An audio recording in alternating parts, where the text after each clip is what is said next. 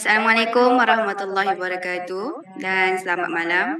Okay, insyaAllah pada hari ini saya dan kawan-kawan akan memperkenalkan tentang beberapa teori yang telah kami ambil alih tugas untuk membentangkan pada malam ini insyaAllah. Okay. Saya telah mendapat tajuk teori proses sosial. Okay. Mira boleh next. Okey, presenter kumpulan 6 adalah saya sendiri Intan Nur Insyirah binti Mas'ad. Nombor metrik di 2021 2098 705.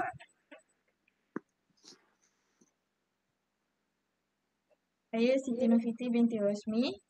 Nombor metrik di 2021 2098 688. Baik, Assalamualaikum warahmatullahi wabarakatuh.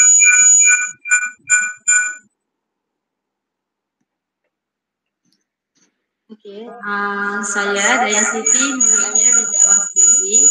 Nombor metrik di 2021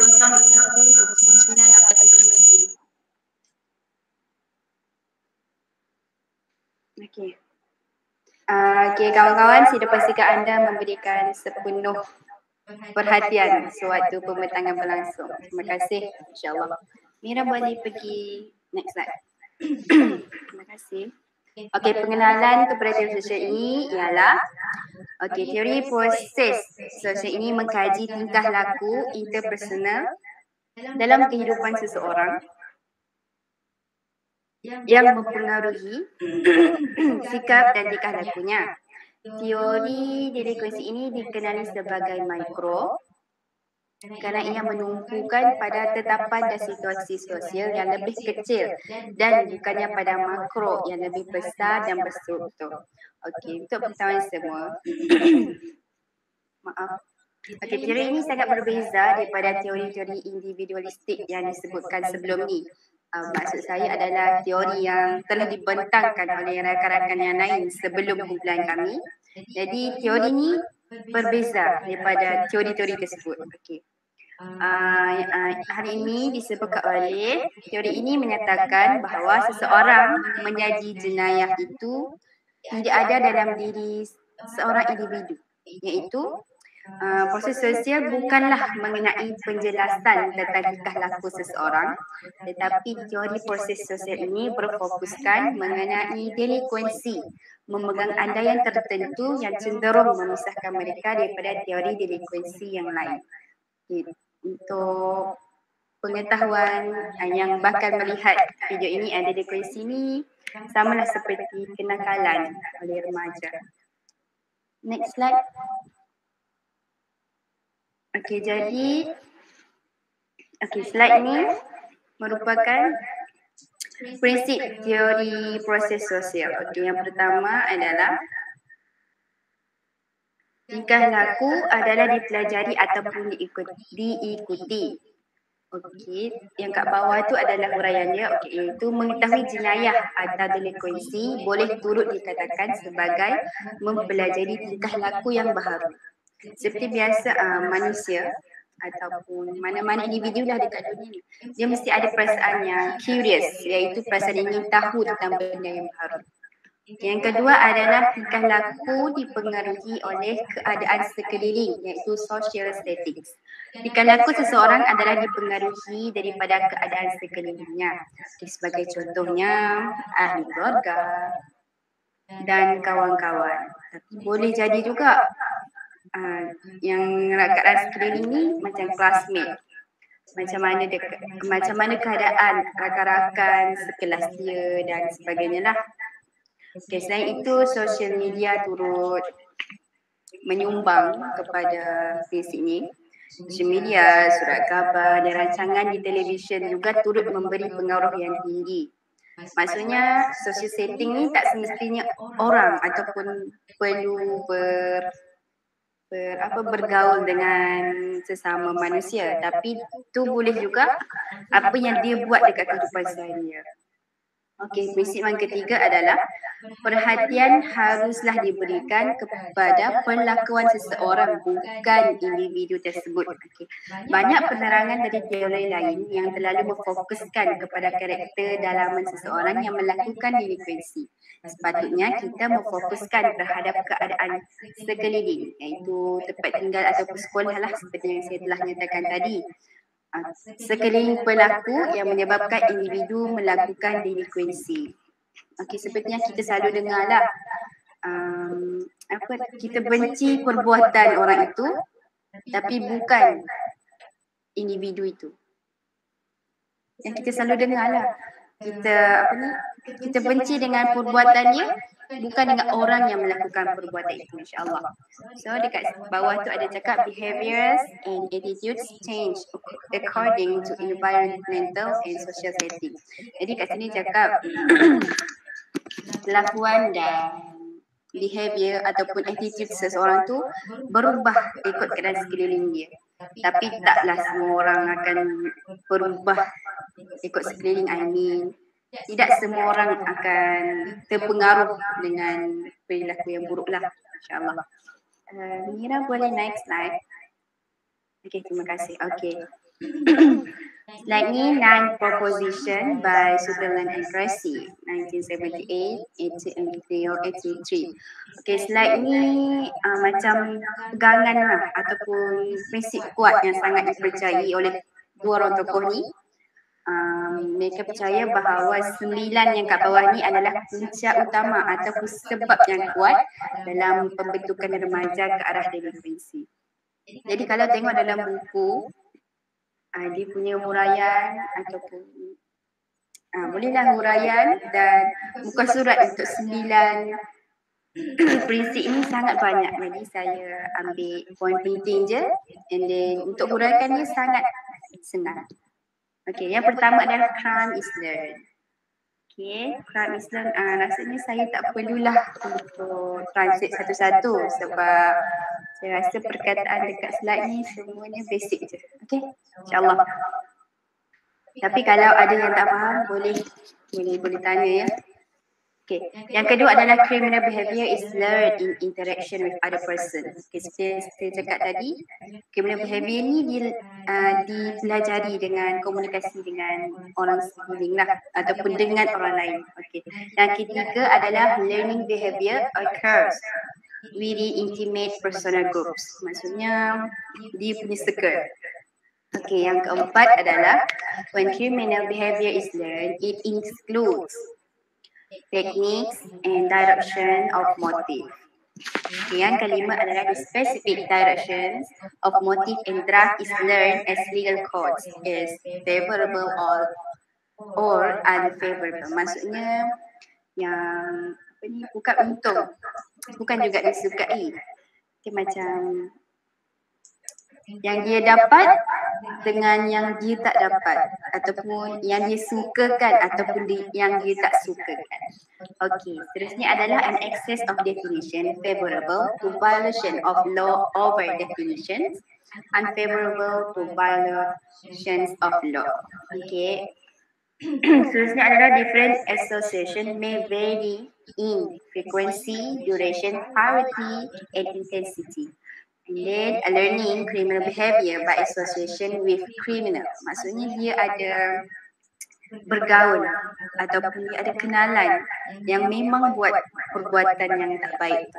Benda ni pun salah satu orang cakap circle macam cerminan kita, kan? Sebab tu orang selalu cakap kita mesti kawan dengan orang yang baik. Tapi tak semestinya kita kawan dengan yang baik kita jadi baik juga. Tapi kita sebagai seorang manusia ni, kita cenderung untuk ke arah kebaikan. Okay, insyaAllah. Okay, yang terakhir adalah criminal expression of general needs and value. Maksudnya criminal ni, dia punya perasaan ataupun dia cenderung ke arah untuk keperluan diri dia sendiri. Okay, tapi berlainan dengan non-criminal. Non-criminal ni expression of the same needs and value. Maksudnya dia tak pentingkan diri sendirilah. Dia tak mementingkan diri dia untuk cakap, okey, yang ni baik untuk aku. Orang lain tak payahlah. Tapi dia tak macam, dia tak ada pemahaman macam tu. Maksudnya dia cakap dekat diri dia ataupun dia tekankan dekat diri dia bahawa kita dengan orang lain perlu ada sama. Keperluan dan value dia perlu sama taraf. Okay, InsyaAllah. Okay, Mira, boleh next slide. Okay, terima kasih. Okay, yang ni adalah teori social process yang saya dah singkatkan. Okay. An easy way to remember teori proses sosial, insyaAllah. Okay. Yang pertama adalah exposure to delinquent attitudes and behavior patterns. Maksudnya dia seseorang tu telah didedahkan kepada delinquent attitude and behavior. Okay, and then yang kedua adalah adoption to delinquency orientation. Maksudnya dia dah adapt. Maksudnya dia macam dah, kita bukan nak cakap dia suka, dia macam dah benda biasa tengok benda tu, macam benda, kalau buat pun tak ada rasa apa-apa. Okey, yang ketiga adalah association with delinquent peers. Maksudnya dia dah bersatu, dia dah macam, dia dah suka, and then dia pun dah try buat benda yang sama sebab circle dia adalah delinquent peers. Maksudnya orang yang melakukan jenayah tersebut, perkara yang tidak elok itulah. Jadi terjadilah delinquency. Okay, next slide. Okay, yang ni just a little reminder lah about exposure on social media. Yang ni saya secara personal lah nak ingatkan dengan rakan-rakan. Okay, insyaAllah. Okay, jadi dekat sini, we need to prevent or control our child, family, sibling, or even other kids that we just found anywhere about what they are watching on the television or what did they read in media social. And please take a good care, take an alternative to know about their environment, either it at where they are located or their school, especially to adults or parents to be. Okay, you need to interfere with something that needs to be prevented. It is for our child future and save them for being a criminal. Okay, sekarang ni sangat banyak kes budak diabaikan oleh mak ayah dia. Lebih lagi zaman sekarang semua telefon pintar di tangan, sampai ke ibu bapa membiarkan sahaja anak-anak kecil mereka menonton apa sahaja di peranti ataupun di tablet, laptop, ataupun ada juga budak kecil yang dah ada phone. Okey, mereka ibu bapa ni membiarkan anak-anak mereka asalkan dengan konsep asalkan mereka senyap. And it's a big no for that. Okay, jadi kita yang insyaAllah bakal menjadi parents, tolong sangat-sangat untuk cari tahulah tentang apa yang anak-anak ataupun orang sekeliling ataupun adik-adik kita sendiri, yang apa yang dia tengok dekat media sosial, and especially dekat sekeliling dia. Maksud saya dekat sekolah, dia kena bully ke tak, kawan-kawan dia macam mana, how about kalau dia pergi keluar, kawan dia yang ambil dia macam mana perbuatan dia. Bukan kita nak kongkong, tapi kita nak prevent ataupun mencegah adik-adik ataupun orang-orang yang rapat dengan kita ni menjadi seorang yang tidak baik. Okay, insyaAllah. Jadi terutamanya untuk budak-budak kecil ni, ada banyak je dekat YouTube tu boleh tengok. Tapi dekat YouTube sekarang ni dia ada untuk kids. Tapi tak semua yang untuk kids tu eloklah untuk tengok. Boleh jadi kartun yang kita tengok setiap hari tu benda biasa, tapi akibat daripada tengok benda tu, anak-anak kita jadi lain. Okay, contohnya adalah macam Hagi Maru, Happy Friends, Hagi Wagi, and kalau yang lain yang elok tu, there was a lot of good channels such as Omar and Hana, Cocomelon, DDF Friends, Upin Ipin, and lain-lain. Okay, insyaAllah kalau kita tengok, kita boleh cegah anak-anak ataupun orang-orang yang terdekat dengan kita untuk terjadi untuk menjadi seorang yang tidak baik. Okey, harap-harap rakan-rakan dan para penonton yang melihat video ni tolong cegah anak-anak, tolong lihat dan pantau apa yang diorang tengok. Makin-makin sekarang ni media sosial sangat luas. Okay, insyaAllah, terima kasih. Saya serahkan kepada rakan seterusnya, Fitri.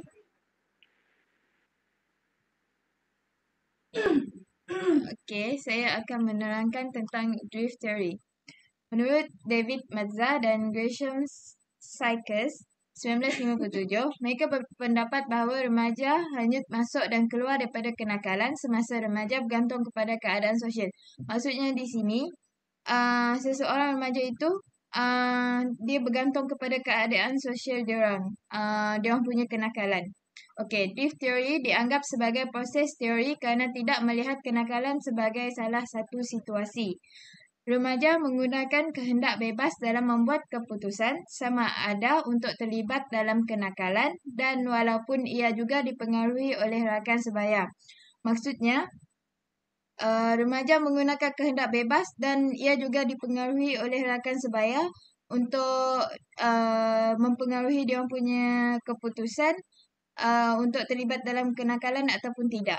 Okey. Untuk ada yang penting dalam drift theory pula ialah pesalah juvana pada asasnya adalah kanak-kanak yang baik yang ingin mematuhi peraturan dan undang-undang.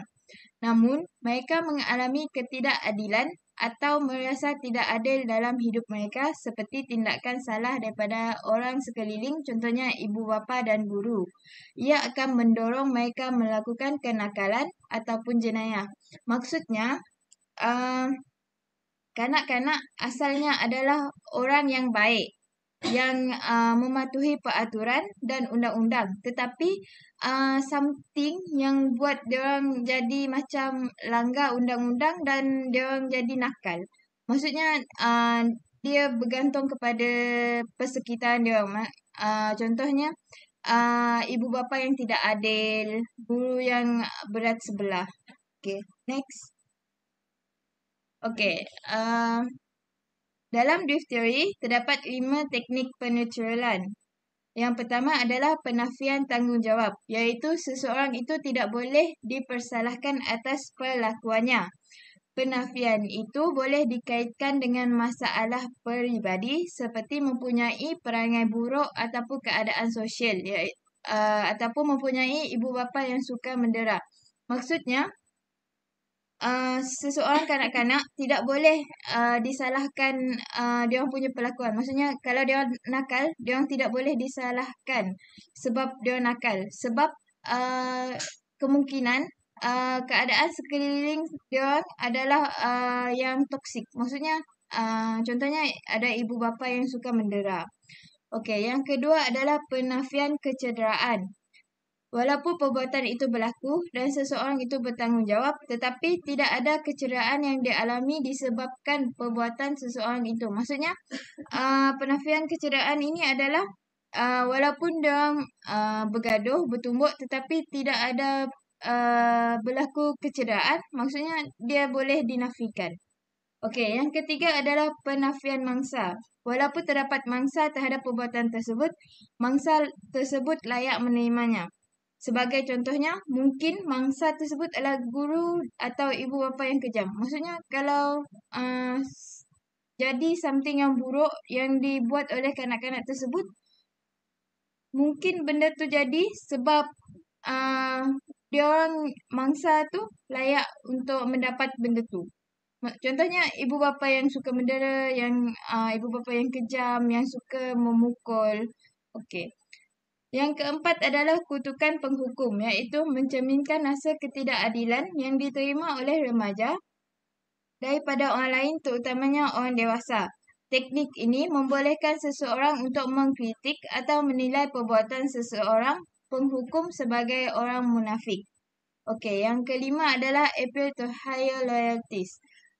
Memberi tumpuan kepada pengaruh rakan sebaya dalam membentuk pendapat dan tingkah laku. Dalam drift theory, delinquents mempunyai dendam atau rasa marah. Maksudnya, kita tahu delinquents adalah salah laku yang dilakukan oleh kanak-kanak bawah umur. Okey. Sebelum itu. Sebelum itu. Okay. Selalunya diorang terpengaruh dengan rakan sebaya dalam membentuk pendapat dan tingkah laku. Okay, next. Teori ini logik tetapi tidak menerangkan dengan lengkap tentang kesalahan Juvana. Okay. Next. Okay, untuk teori kawalan, teori ini menganggap bahawa punca tingkah laku delinquent sebenarnya adalah ketiadaan sesuatu dalaman atau luaran seseorang individu. Teori ini mengatakan bahawa tidak boleh menganggap pesalah didorong atau dipaksa melakukan jenayah. Maksudnya jenayah yang dilakukan adalah dia lakukan dengan rela hati. Okey, sebagai contohnya, Juvana boleh dilihat sebagai sifat ingin tahu yang boleh membawa kepada tingkah laku yang berbahaya, iaitu tingkah laku haram atau jenayah. Jika tiada kawalan dalaman atau luaran yang kuat mengingkari peraturan atau undang-undang, kecenderungan untuk melanggar peraturan dan undang-undang lebih besar, terutamanya apabila terdapat godaan atau peluang yang ada. Maksudnya,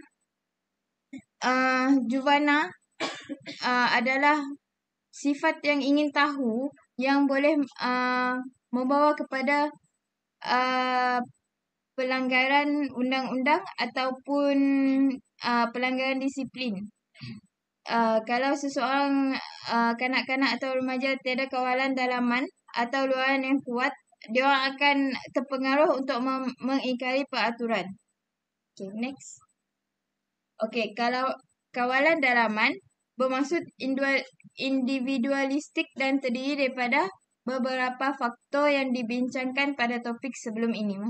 Boleh rujuk untuk topik sebelum ini. Sebagai contohnya, superego ialah personaliti yang bertindak sebagai penghalang kepada kecenderungan penyelewengan it. Okay, thank you. Okay, seterusnya saya akan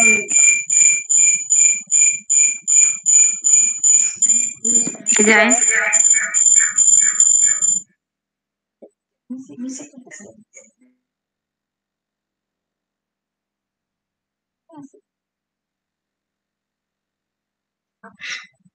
Okey, saya akan menerangkan mengenai teori kontrol sosial.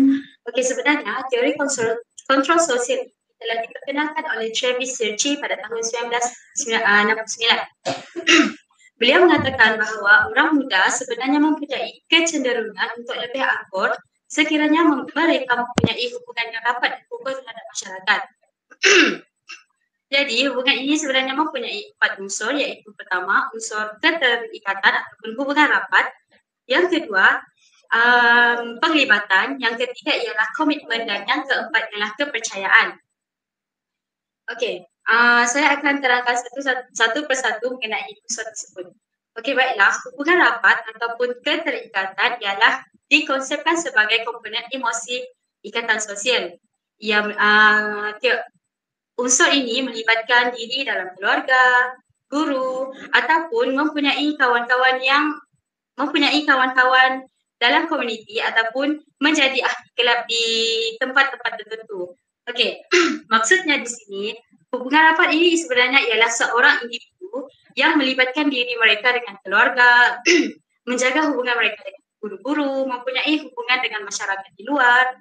Jadi perkara tersebutlah yang akan menyebabkan mereka dapat mengelakkan diri mereka daripada melakukan salah laku diabetes. Okey, unsur yang kedua ialah kepercayaan. Hubungan rapat dengan masyarakat dapat dikukuhkan lagi dengan kepercayaan tentang nilai dan idea yang berkaitan dengan moral. Jadi, semakin kurang kepercayaan masyarakat terhadap nilai moral, maka semakin tinggi kemungkinan diabetes akan berlaku. Maksudnya dekat sini, sekiranya sesebuah masyarakat tersebut mempunyai kepercayaan yang kurang ataupun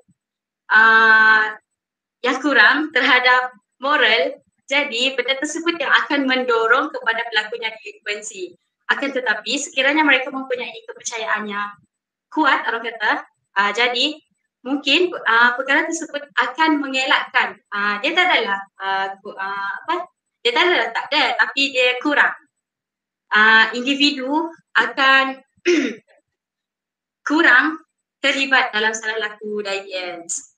Okey, yang ketiga pula ialah komitmen. Individu yang mempunyai komitmen yang kukuh dalam kehidupan sosial mereka berkemungkinan tidak akan terlibat dalam tingkah laku deviance. Maksudnya dekat sini, seseorang individu yang mempunyai komitmen dalam kehidupan sosial mereka, contohnya mereka sibuk bekerja, mereka memenuhi kehendak-kehendak keperluan-keperluan sekiranya hidup berkeluarga. Jadi, perkara tersebut sudah tentu dapat mengelakkan diri mereka daripada terlibat dalam salah laku deviance. Maksudnya, mereka tak ada masa nak fikir untuk melakukan kenakalan lah macam tu. Sebabnya mereka sibuk dengan komitmen yang mereka ada. Okey, yang terakhir ialah penglibatan. Menurut Travis, penglibatan ialah bermaksud melibatkan diri dalam aktiviti konvensional. Maksudnya dekat sini, seseorang individu ni dia boleh melibatkan aktif ataupun bergiat secara aktif dalam aktiviti-aktiviti yang tertentu. Contohnya, murid mereka melibatkan dalam aktiviti penangkap, PRS, ataupun mereka aktif bergiat dalam kegiatan-kegiatan yang dianjurkan oleh pihak sekolah. Jadi, perkara tersebut yang akan menjadi penghalang kepada mereka supaya mereka tidak melakukan tingkah laku deviance. Bukan itu sahaja, penglibatan dalam keagamaan lah. Penglibatan dalam gereja yang kerap juga dapat menjadi, kalau dalam gereja, penglibatan yang kerap juga dapat menghalang mereka untuk tidak terlibat dalam salah satu deviance. Okay, next. Okay, penggunaan institusi dan dependensi. Pendekatan analisis teori sosial ialah sebenarnya melalui pemeriksaan institusi sosial dan kenakalan, sistem persekolahan dan keseluruhan konteks keluarga dan perkahwinan adalah memainkan peranan penting dalam institusi dalam sesebuah masyarakat. Okey, yang seterusnya ialah agama dan delinkuensi. Menurut teori sosial, semakin kuat pegangan agama seseorang individu tersebut, maka semakin kurang kebarangkalian berlakunya deviance. Kita boleh ambil dari contoh dari dua contoh, iaitu contoh positif dan contoh negatif. Individu ataupun remaja, dari aspek positif, sekiranya seseorang individu ataupun remaja yang rajin untuk menghadiri kelas-kelas agama, yang rajin untuk melakukan aktiviti-aktiviti di gereja, jadi mereka tidak akan terlibat dalam salah satu deviance. Manakala contoh negatif pula ialah kanak-kanak yang dipaksa oleh ibu bapa mereka untuk ke gereja akan memberontak dan marah disebabkan mereka rasa terpaksa, jadi mereka akan memberontak dan akhirnya perkara tersebut yang akan menyebabkan mereka melakukan bertindak ganas dan boleh terlibat dalam salah satu deviance. Okay, next. Okay, seterusnya ialah teori keterikatan umum ataupun general strength theory. Okay, dalam teori keterikatan umum ni ada teori anomi. Teori anomi ataupun ketegangan merupakan masyarakat yang mempunyai matlamat sosial untuk mencapai sesebuah kejayaan dengan cara yang betul. Akan tetapi ada masyarakat yang miskin dan kelas bawahan, mereka akan menggunakan cara yang salah dan tidak betul untuk mencapai kejayaan bagi mereka lah. Sebabnya mereka miskin, macam terdesak lah macam tu. Jadi mereka menganggap perkara yang mereka lakukan yang sebenarnya salah tapi betul. Tapi kalau ikutkan masyarakat yang mempunyai maklumat sosial, sebenarnya mereka menggunakan cara yang betul dan sahih untuk mencapai kejayaan. Contohnya masyarakat tadi tu, yang miskin tadi tu, mereka menggunakan cara untuk mencuri semata-mata untuk meningkatkan sumber ekonomi ataupun pendapatan mereka.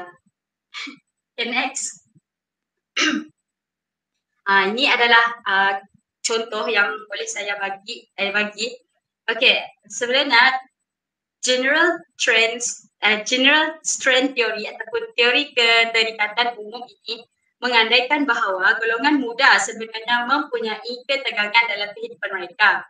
Jadi, saya bagi contoh, seseorang remaja yang mempunyai masalah ataupun ketegangan sama ada dari segi kerja sekolah yang dibagi oleh cikgu ataupun hubungan dia dengan kawan-kawan ataupun dia ada masalah dengan keluarga. Jadi GST ini tadi beranggapan bahawa ketegangan ataupun masalah tersebut sebenarnya tidak boleh diselesaikan ataupun diselesaikan dengan cara masyarakat. Disebabkan itulah mereka berasa kecewa dan akhirnya mereka tertekan. Jadi disebabkan mereka tak boleh nak tebuskan kekecewaan dan tekanan itu tadi, akhirnya mereka akan melakukan kesalahan delikuen. Contohnya mereka boleh melakukan sebarang keganasan seperti membunuh, mencuri dan sebagainya. Next. Okey, kesimpulan. Teori proses sosial ini sebenarnya mengandaikan bahawa kenakalan adalah dipelajari terutamanya melalui interaksi manusia dalam konteks kumpulan serta jubana yang wujud tidaklah begitu teruk. Namun sebaliknya ia bertindak balas dengan tekanan persekitaran seperti yang diterangkan oleh Ichiro dengan teori tadi, insentif dan peluang yang mungkin bertentangan dengan aspek konvensional dan masyarakat. Baiklah, itu sahaja daripada kumpulan kami. Terima kasih.